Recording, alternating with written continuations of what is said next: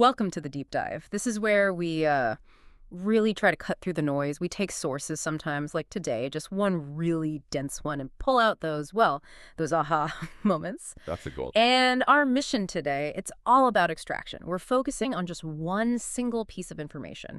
It's an article titled Putin-Trump Summit on Russia and Ukraine, Okay. published in the Washington Post, and get this, dated August 10th, 2025. Right. That date is key. Exactly. So this isn't just reading a headline, it's like a geopolitical Rorschach test, isn't it? What can we actually learn? And maybe more importantly, what crucial questions does the very fact this headline exists from this paper on that date? What does that raise about global affairs, even before we know any details inside? Well, what's fascinating here is how that title, just the title alone, immediately acts as a signal, a really powerful one. It tells you, okay, major geopolitical event incoming. You've got these two figures, Putin and Trump, whose names alone, they resonate with disruption, with significant shifts. And it's focused on a region, Russia and Ukraine, that's incredibly volatile. So, yeah, the question isn't just what might happen at such a summit. Right. It's also, what does the headline itself communicate? Yeah. How does just reporting this possibility, reported like this, change the global conversation now? And what are the implications of such a meeting, as reported, for stability, for the narrative around Russia and Ukraine? Okay, yeah, let's unpack that. So we have this report, a summit, Putin, Trump. Just putting those names together in a headline, especially from a source like the Post, it feels like more than just significant. It's almost a statement in itself about, I don't know, the state of global power, maybe. Absolutely. We're not just talking about high-level talks in the usual sense, are we? This feels like it could signal something bigger, a potential seismic shift. Exactly right.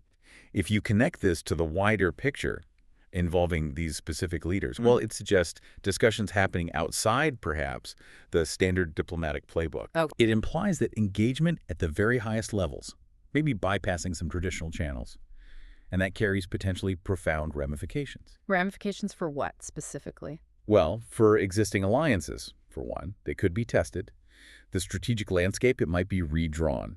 Or, at the very least, it signals a direct, perhaps quite blunt, negotiation style is in play. Right. A style that could surprise a lot of people. Precisely. So it's not just a meeting. It could be seen as a kind of declaration, one that inherently changes the calculations for other nations. And then there's the specific subject, Russia and Ukraine. Now, obviously, that conflict has been a major focus for years.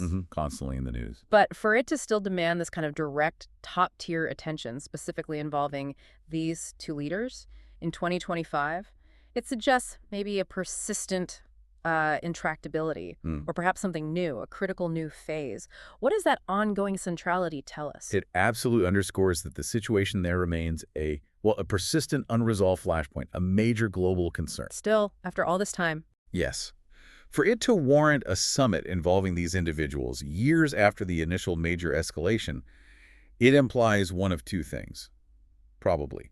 Either a deep stalemate that seems to demand unconventional thinking. Right, trying something different. Or maybe a sudden urgent development.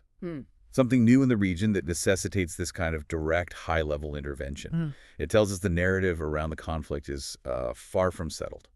And maybe it implicitly questions how effective earlier efforts were. That's a fair point. It certainly suggests that perhaps in the view of those involved in this potential summit, the core issues haven't been resolved. And maybe they feel they can only be resolved at this very specific level. Okay, let's shift gears slightly. Let's talk about the messenger, the source itself, the Washington Post, August 10, 2025.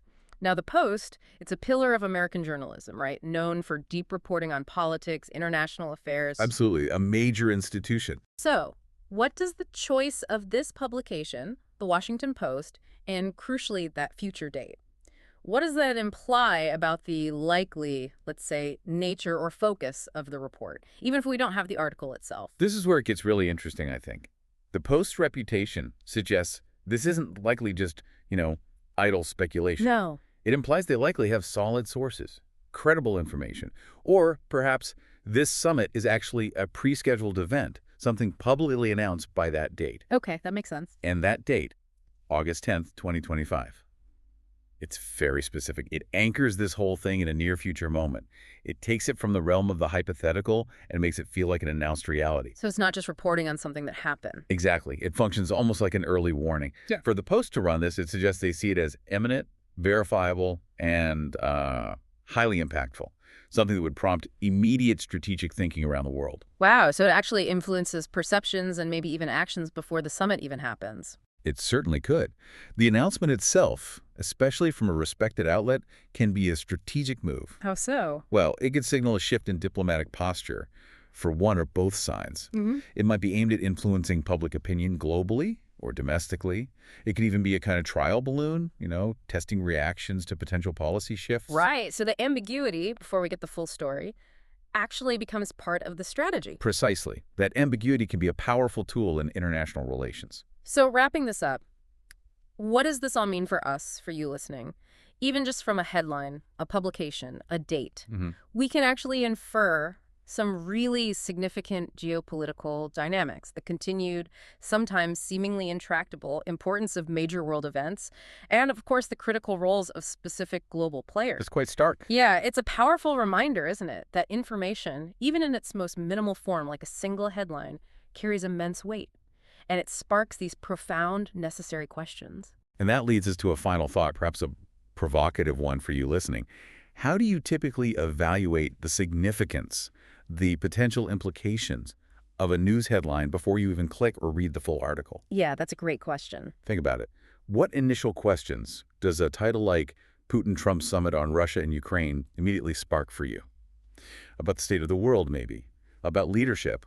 About where international relations might be heading? It's a useful exercise. This deep dive into just a headline really reminds us how much strategic information and how many crucial questions are packed into even the smallest bits of news. It pushes us, hopefully, to always look a bit deeper at the source, the players, the topics, and the whole unfolding global story.